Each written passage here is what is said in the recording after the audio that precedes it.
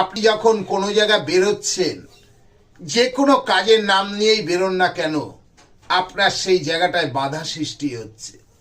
আপনি কোনো রকম সেই জায়গা থেকে আপনি কাজটিকে হাসিল করে নিয়ে আসতে পারছেন না।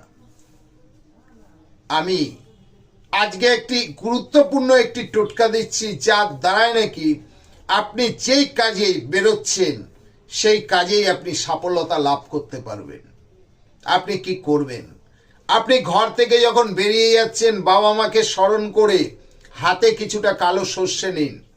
কালো সর্ষে নিয়ে আপনার যখন গেটের বাইরে চলে যাচ্ছেন, কিছুটা দুপা হেঁটে আপনি পিছনের দিকে সর্ষেগুলো ফেলে দিন।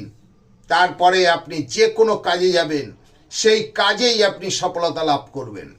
আমি মিলন অধিকারী আপনাকে চ্যালেঞ্জ দিয়ে বলছি, যে কোনো কার্য আমি পরীক্ষিত না করে আপনাদের দিই না।